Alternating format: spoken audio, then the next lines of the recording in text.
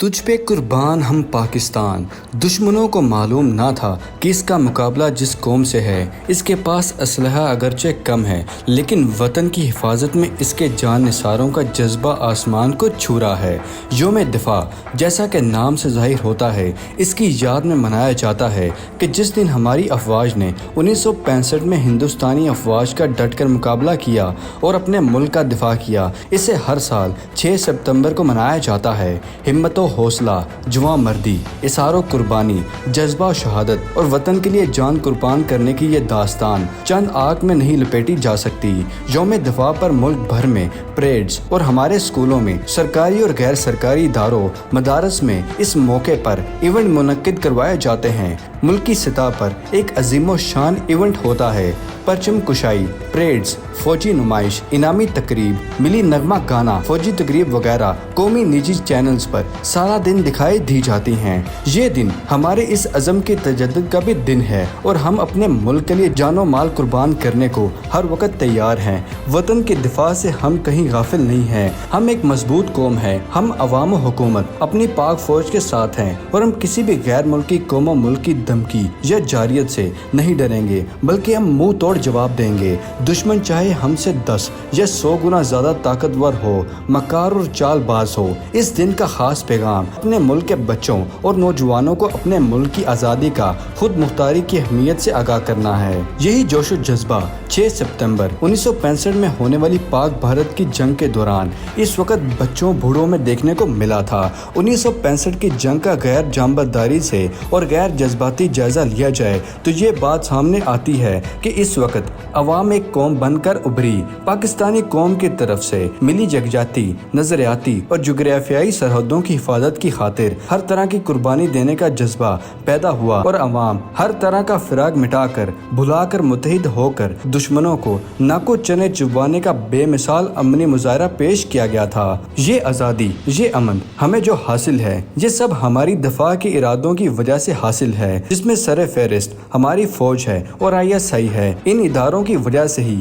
ہم اندرونی اور بیرونی دشمنوں سے محفوظ ہیں۔ ان اداروں کا کردار ملک کی دفاع اور سلامتی کے لیے حکومت کی رہنمائی میں کام کرنا ہے اور ان کے اہلکار ضرورت پڑنے پر فرض کی راہ میں اپنی جان تک قربان کر دیتے ہیں۔ اس کی ایک مثال 6 ستمبر کی جنگ ہے۔ یہ جنگ ہم پر مسلط کی گئی۔ بھارت کا خیال تھا کہ پاکستان کے پاس آج سے 56 سال قبل کوئی خاص اسلحہ نہیں تھا، نہ ہی کوئی بڑی فوج تھی۔ جو فوج ان کے پاس ہے، ان کے پاس کوئی ساز و سامان نہیں ہے، نہ ہی کوئی ٹینک ہیں اور نہ کوئی طیارے ہیں اور نہ ہی کوئی بحری جہاز ہیں۔ اس وقت پاکستان کے پاس صرف ایک آبدوز تھی۔ بھارت کی فوج تعداد میں زیادہ تھی، اس کے پاس اسلحہ بھی زیادہ تھا، اس کے پاس غرور و تکبر تھا۔ وہ پاکستان کو حقیر سمجھ رہا تھا، پاکستان جیسے چونٹی ہو۔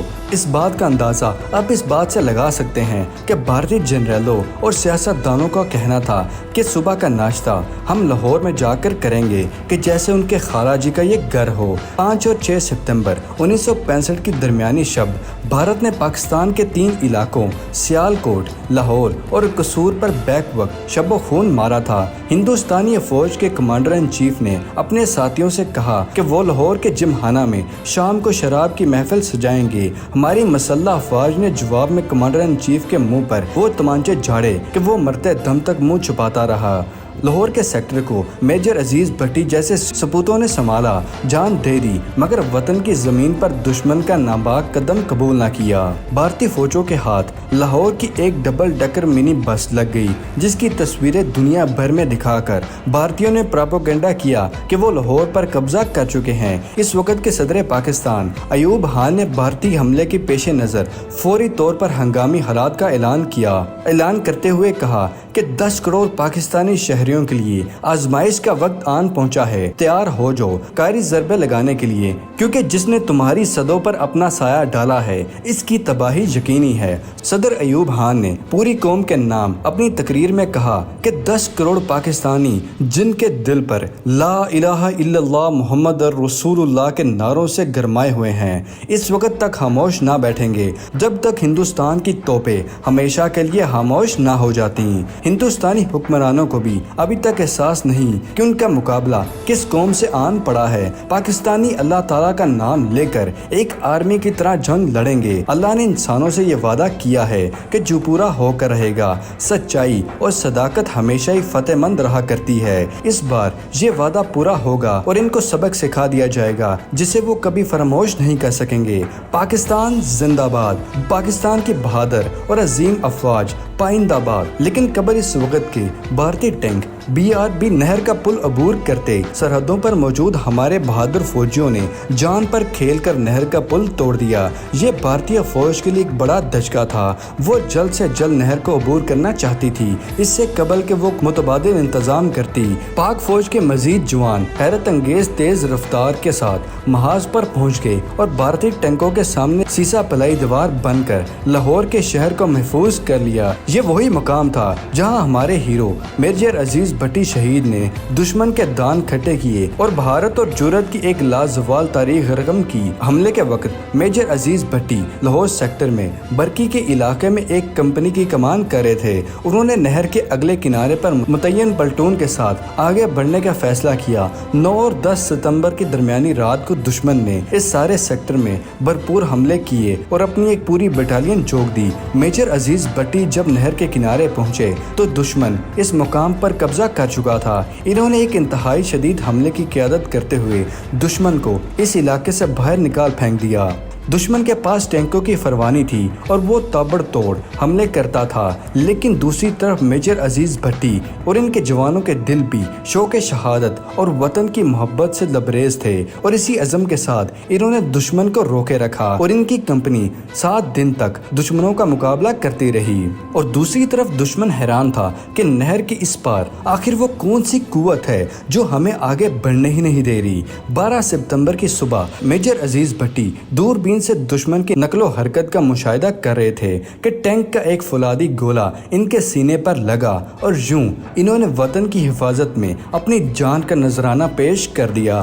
حکومت پاکستان نے اس بے مثال بہادری پر انہیں نشان حیدر کے اعزاز سے نوازا۔ کھیم کھرن کا محاذ، چونڈا کا محاذ، چھم بوڑیاں کا محاذ، واگا بارڈر، یعنی کہ ہر محاذ پر دشمن کو شکست کا سامنا کرنا پڑا۔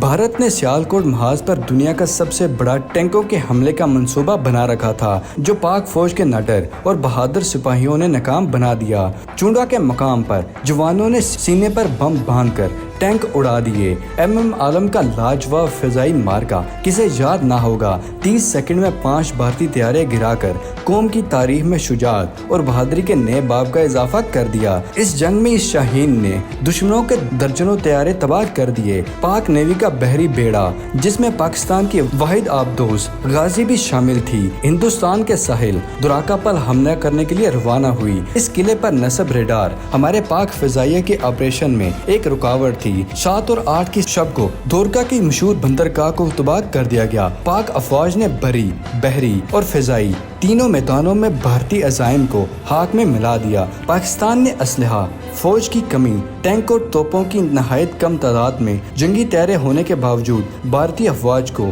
ناکو چنے چبوا دیے۔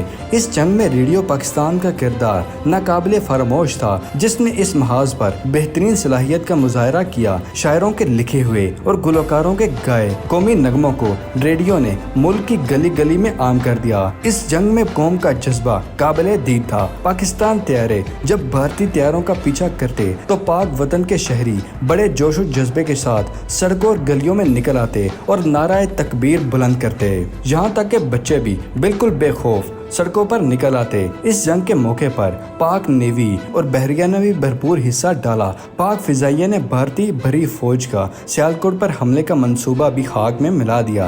تقریباً 50 بھارتی ٹینک تباہ ہو گئے۔ سرگودا کی فضاؤں میں عالم نے اپنے طیارے سے 4 بھارتی طیارے 1 منٹ کے بھی کم وقت میں مار گرائے، جس سے پوری دنیا میں بھارتی فضائیہ کا مورال بری طرح سے گر گیا۔ پاک بحریہ نے ریاست گجرات کے قریب بھارتی بحری اڈے دراکا میں موجود ریڈار سسٹم کی پیش قدمی کرتے ہوئے تباہ کر دیا۔ اس کے علاوہ پاک نیوی کی آبدوز غازی نے بھی بھارتی جنگی بحری جہاز ککری کو تباہ کر دیا۔ یہ سب بھارتی سمندر کی حدود میں ہوا۔ بھارتی بحریہ نے اس جنگ میں مزید کوئی پیش قدمی نہیں کی۔ یوں کراچی بھارتی بحریہ ناکہ بندی کے خطرے سے محفوظ رہا۔ اس دوران اقوام متحدہ نے 2 قراردادیں منظور کی جن میں دونوں ملک سے فوری جنگ بندی کرنے کا مطالبہ کیا۔ اس طرح کی بات چیت ہوتے ہوتے بالآخر 20 ستمبر 1945 کو سلامتی کونسل میں پاکستان کے احتجاج کے باوجود جنگ بندی کی قرارداد منظور کر لی گئی۔ اس میں کہا گیا کہ دونوں ممالک اپنی اپنی فوج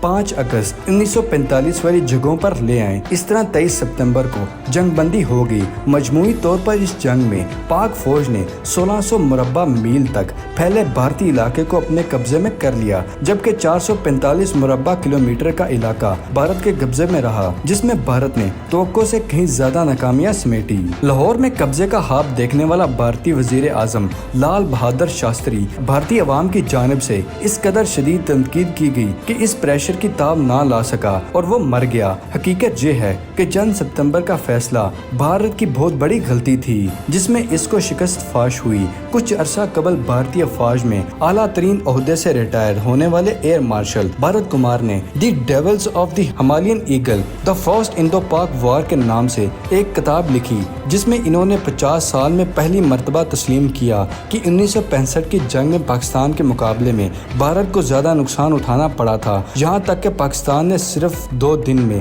بھارت کے 35 طیارے تباہ کر دیے۔ جنگ ستمبر میں پاکستان فوج کو اللہ نے سرخرو کیا اور ان کی فتح سے سرفراز فرمایا۔ ایک ایسا ملک جو وسائل کی کمی کا شکار ہو، جس کے پاس آدھی قوت بھی زیادہ نہ ہو اور جدید اسلحے بھی نہ ہو، لیکن پھر بھی اپنے کئی گنا زیادہ طاقت والے دشمن سے ٹکر لے لے، اس کو ایسا منہ توڑ جواب دے کہ جس کے زخم وہ ابھی تک چاٹ رہا ہے۔ یقینی طور پر یہ ایک تاریخی کارنامہ ہے۔ اللہ پاک ہمارے ملک کو ہمیشہ سلامت رکھے اور بری نظروں سے بچائے، آمین۔